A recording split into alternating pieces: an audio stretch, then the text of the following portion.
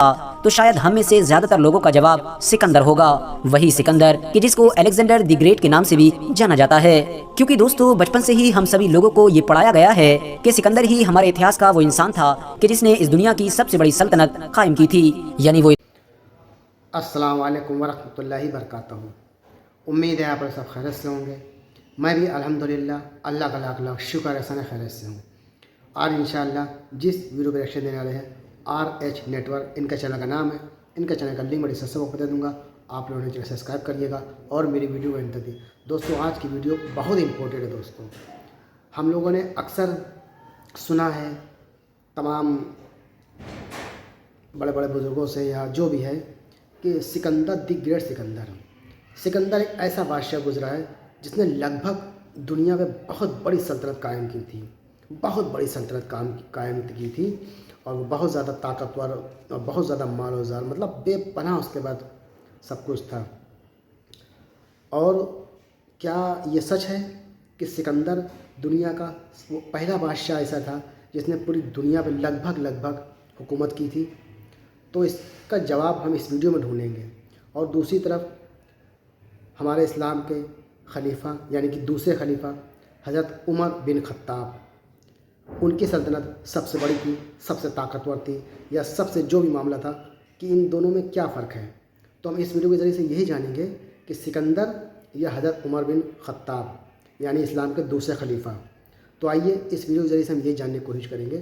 تو ویڈیو کو دوستوں اینڈ تک ضرور دیکھیے گا، بہت امپورٹنٹ ویڈیو یہ، بہت کم لوگوں کو یہ بات پتہ ہوگی شاید۔ تو اس ویڈیو میں سچائی سے، پوری ایمانداری سے اس ویڈیو میں بتایا گیا ہے، تو ویڈیو کو اینڈ تک ضرور دیکھیے گا اور جتنا ہو سکے اس کو شیئر کریے گا۔ اور جو بھی حضرات میرے چینل میں نئے آتے ہیں میرے چینل کو سبسکرائب کیا کریں، لائک بھی کیا کریں اور اپنی قیمتی رائے کمنٹ باکس میں ضرور بتایا کریں۔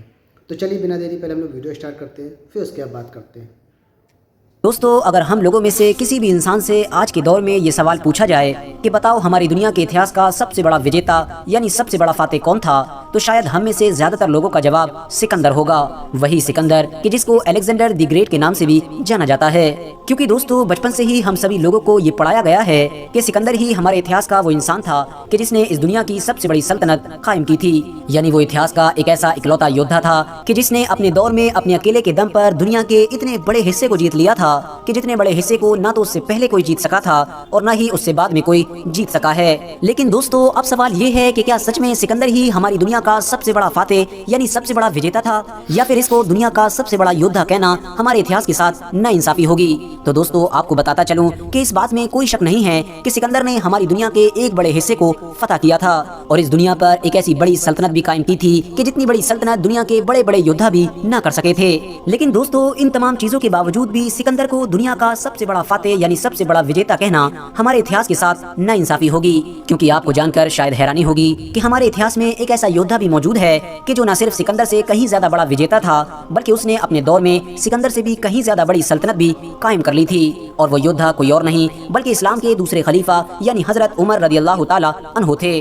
آج کی اس ویڈیو میں میں آپ کو سکندر اور حضرت عمر فاروق اعظم رضی اللہ تعالیٰ عنہ سے جڑے کچھ ایسے ہسٹوریکل فیکٹس بتاؤں گا کہ جس کو سن کر نہ صرف آپ لوگ حیران ہو جائیں گے بلکہ یہ سمجھنے میں بھی کامیاب ہو جائیں گے کہ آج کے دور میں آخر کس انسان کو دنیا کا سب سے بڑا وجیتا کہلوانے کا حق حاصل ہے۔ RH نیٹورک کے نالجیبل فرینڈ سکندر اعظم صرف 20 سال کی چھوٹی سی عمر میں ہی بادشاہ بن گیا تھا اور پھر 23 سال کی عمر میں پوری دنیا کو جیتنے کے ارادے سے اپنے شہر سے نکل پڑا تھا۔ سب سے پہلے اس نے پورے یونان کو فتح کیا اور اس کے بعد وہ ترکی دیش میں داخل ہوا۔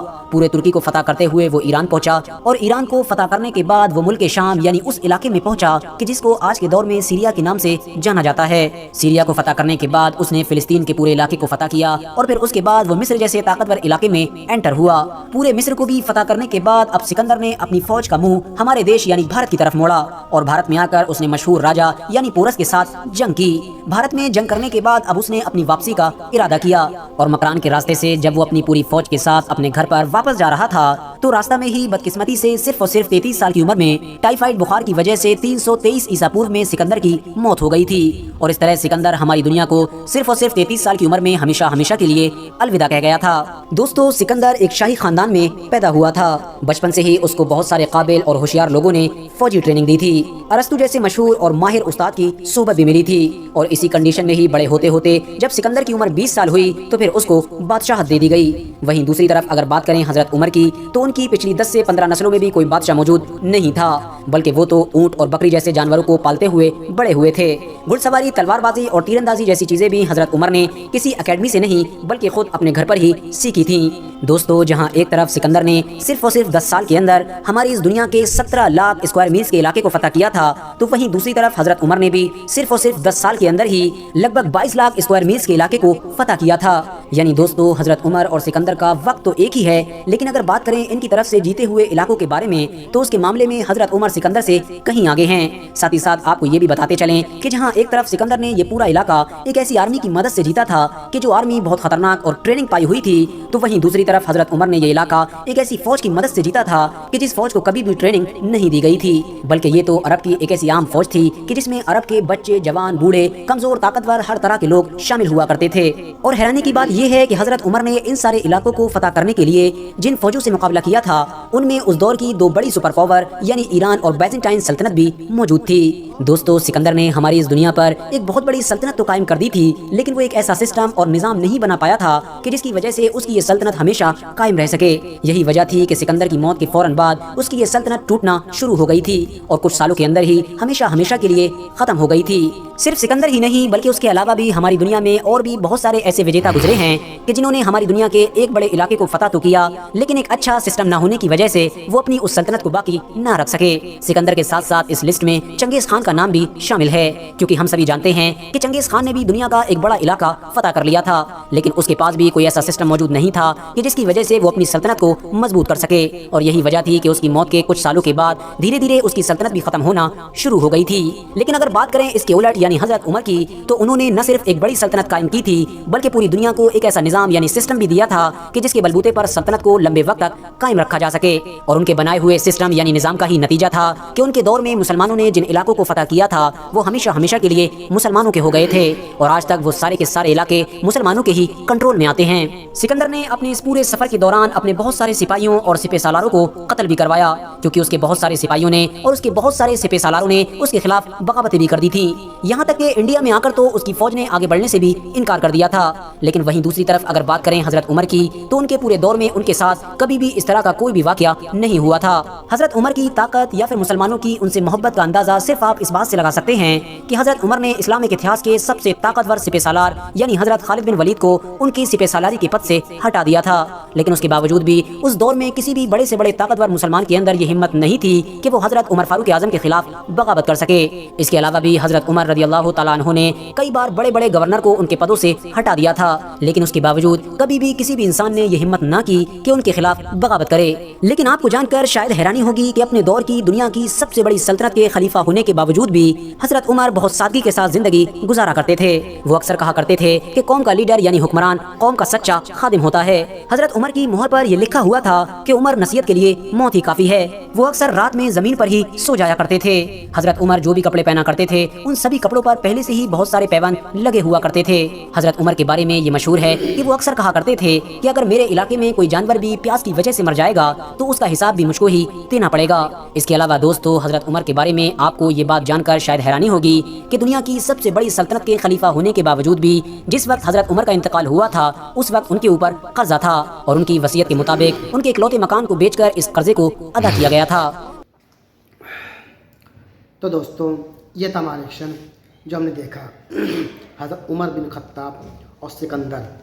दोस्तों, सिकंदर तो एक अलग बात है कि वो बहुत बड़ा बादशाह था, बहुत बड़ी सल्तनत हुकूमत उसने कायम की थी, लेकिन वो ऐसा निज़ाम नहीं बना पाया कि वो उसके बाद तक वो हुकूमत रह सके। उसके मरते ही पूरी हुकूमत सिमटते सिमटते सिमटते नामो निशान मिट गया। अब आ जाइए हज़रत उमर बिन खत्ताब। हज़रत उमर बिन खत्ताब वो हुक्मरान थे दोस्तों, जितनी तारीफ़ की जाए उतनी कम है। सोचिए, लगभग पूरी दुनिया पे से उनकी हुकूमत थी और इतनी बड़ी हुकूमत करने वाला बादशाह ज़मीन पे सोते थे। आप ज़मीन पे सोते थे और आपका ये कहना था कि अगर मेरी हुकूमत में कोई जानवर भी भूखा या प्यासा रह गया तो क़यामत वाले दिन अल्लाह की बारगाह में मैं क्या जवाब दूँगा। ये थे हज़रत उमर बिन खत्ताब। अल्लाह वाले थे, तक़वे वाले थे, परहेज़गार थे। सोचिए, इतने बड़े बादशाह جب ان کا انتقال ہوا، آپ اس دنیا سے جب چلے گئے، تب جس گھر میں وہ رہتے تھے اس گھر کو بیچ کے ان کے پاس کچھ قرض تھا، تب وہ ادا ہوا ہے۔ وہ حضرت عمر بن خطاب تھے جن کو نبی پاک صلی اللہ علیہ وسلم نے دنیا میں ہی جنت کی بشارت دی تھی۔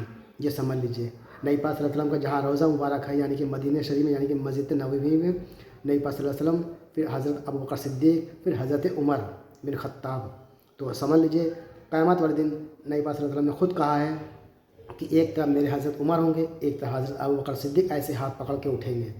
تو وہ تھے حضرت عمر بن خطاب، وہ تھی ان کی شان، اللہ والے تھے، تقوی پرہیزگار تھے۔